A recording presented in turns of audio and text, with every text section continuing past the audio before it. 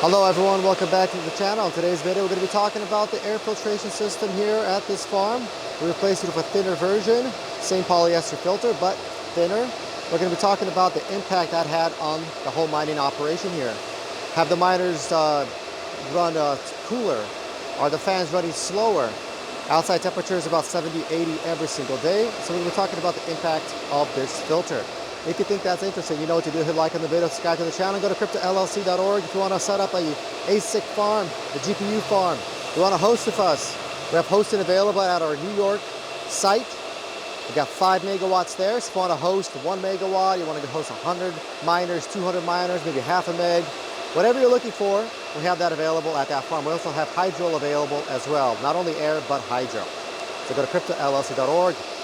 And then also we sell miners. So you want to buy or sell some miners, right now is a great time to jump in. The halvening has come and gone. That has kept the price of miners about the same before the halvening. So you can get some used miners for under $1,000. Get some S19J Pros or S19s, S19Ks, XPs, S21s, Pros, non-Pros, all that stuff. Go to our site, cryptollc.org. And before we get started, Bitcoin saves your wealth and Jesus Christ saves your soul. All right, so today's video is going to be talking about the filter system. So, give you some back information on these filters, or the filtration system. We had this same filter, but it was twice as thick. You can see how thin it is now. It's about 1/4 inch thin, but it was twice as thick. And what we had was, we had a situation where when the temperatures outside rose to 70, 80, there was not enough air traveling through the filters. The filtration system was blocking too much air, and we needed to go thinner. So we took our same exact filter. You can take it and you can splice it in half, because there's basically 2 of these thin ones, 2 of these 1/4 inch filters combined into one. So if you just take it and just pull it apart, you can get this thin one. And so we had the option of either we're going to build more volume or we're going to use a thinner version. What I mean by build more volume is you build a cage around the intake. So you can see this intake right here, right? This whole entire intake. You see that? If you build a cage out, if you step out, 4 feet and you have it run like a 2x4 wall, to the top, and then you have this, then you keep your same exact, not 1/4 inch, right, but like 1/2 inch filter. You keep the 1/2 inch filter. You can do it that way. You're going to increase your volume dramatically. So instead of the containers only sucking in air from here, right, you're going to have it sucking in air from this additional volume created. And we know from experience that that works. That should work. But that does create more, it creates an issue with space. Now you're taking up space from your mining facility, right? You have this big old cage sticking out. And also, it's going to have rain that's going to be hitting that. It's not an issue, but it's just things like that. Also the fact that you have to put labor into it and build that out. You have to buy the lumber, and then you have to take care of it, all that stuff. So it's a lot easier to put or to keep the filter like this. You can see we have our 2x2s here holding it down. It's a lot easier to keep it like this, but we weren't sure if it'll work, because every farm is different, right? You have airflow, you have winds that could be blowing against the left side right here, this way, or it could be blowing that way, it could be blowing that way. Whatever it does, it has an impact. Maybe some containers doing great in terms of cooling, some other containers not. There's that fact of wind. So the only way you'll know is if you just try it. So what we did was we tried it on this container over here. This is container number 1. We wrote down all of our information, such as what time did we measure our temps on the miners, at what temperature was outside at that time. So, if we're measuring at 3 p.m., want to see what was the temperature at 3 p.m. Write down all that information. We also took the top rows, not just the bottom rows. The bottom rows are always cooler. The top rows are the hottest ones. We wrote those down. Then we took off the filtration system, the whole entire thing, took the whole thing off, so there's nothing there, measured what that's going to be, or what that was actually, measured what the new temperatures were for the miners. Then we put on our new 1/4 inch filter, and measured that. And we saw a dramatic increase in the cooling capability of the whole entire container. All of our top miners, the 7th row miners, were all dramatically cooler. And how do we know that? We know that by looking at the fan speeds. So before we replaced that, it was about 70 degrees, I think, or 75 outside. Our fan speeds for the miners were 100% fan speed. 100% fan speed, and the chips were about 65, 70. So the chips were fine, but the fan speed was really, really fast, right? It was 100%. Once we replaced it to this thinner filter, our fan speed decreased dramatically. We went from 100% fan speed to about 50, 60% fan speed, which is a huge, huge, huge benefit.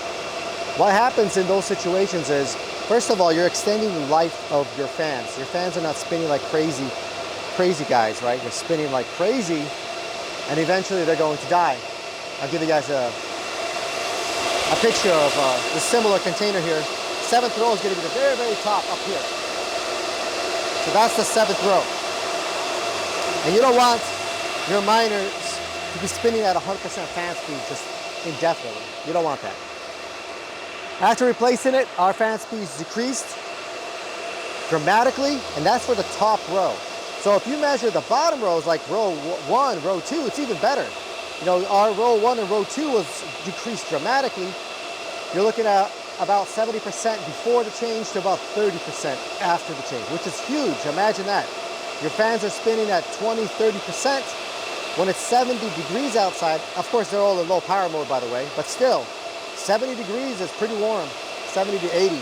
And they're spinning at 30, 40%. You know, at 80 and about 30% at 70 on the first row. That's very, very good, and that's without the volume increase. So if you have a situation at your farm where you are thinking, hey, what do I do? You know, I don't want to replace my filter or take my filter out, or maybe I have a filter that's not doing a good job.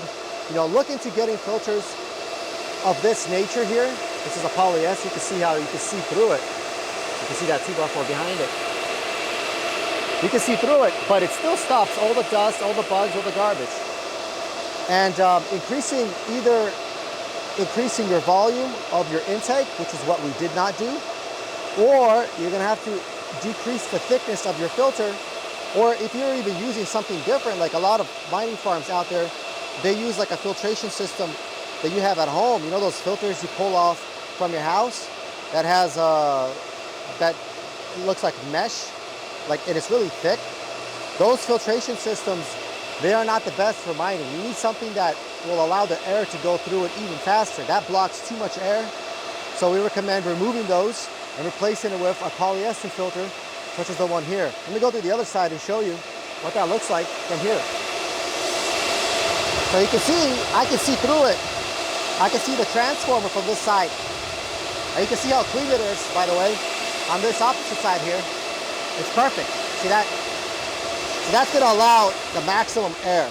So for our situation here, give you a final conclusion on these filters.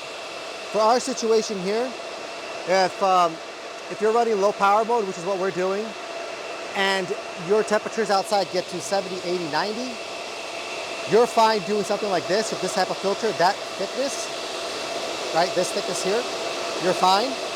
But if we were running standard mode, we're running full blast, we would have to build more volume. Even if this thinner filter, it's not going to be good enough.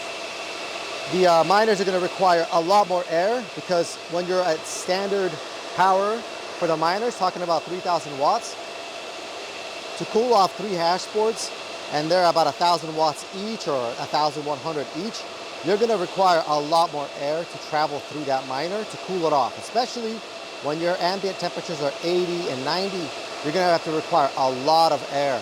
So you're going to need a big volume here, big volume.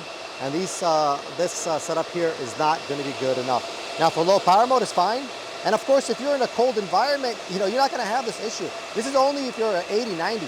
Like if this mining farm never had 70 degrees Fahrenheit, let's say it's always 60 degrees Fahrenheit or lower, we don't even need to change to this thinner filter. We could have just kept our thicker filter, right?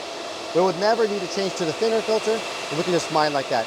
So this is more of a technical video talking about our testing here and how we go about things and how we solve issues, you know, and every farm is different. So what we do here might not work at your facility, and what we do here, it might be useless for you, because if you're, you know, mining in Alaska and it never gets past 60, or you're mining in Siberia or something like that and it never goes past 60 ever, you don't need to do this, right? You can just keep your thicker filter.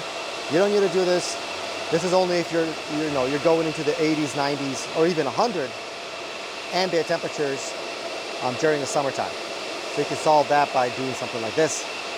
All right, well, that's going to be it for this video. Hope you guys like it. You know what to do. Like on the video, subscribe to the channel, and go to cryptollc.org if you're looking to set up an ASIC farm. You can see we have huge experience building ASIC farms. We've been doing this since Bitcoin was 300 bucks. So if you want us to build you a farm, we can do that. Crypto LLC. You can host with us while you're building out your farm. So you don't want to miss out on the whole mining operation. You can first host with us. You know, it could be like a 6-month hosting or a year hosting. And then once your farm is complete, you can then just transfer your miners over to your new farm, you know, that has you know, a better rate. Because our rate, by the way, is 7.5 cents here, all in. And once your farm is done, it's basically guaranteed that it'll be a lot less than 7.5. So you can then transfer your miners from our hosting and go to your farm and pay whatever that electric rate is at your new farm. It's a great way to not just sit there and build a farm and then hope that you can get miners when your farm is complete. This is a way where you can just buy miners now, host them with us, and then once your farm is complete, you just transfer them over. So you don't skip the whole mining season, you know, especially when you don't know what's going to happen, what the price of Bitcoin is going to be. You know, Bitcoin's at 200,000 by the time your farm is ready, and then you wanted to start buying miners, those miners could be 3 times the price. So you got to keep that in mind as well when you're building out your farm. That's going to be it for this one. Until next time, goodbye.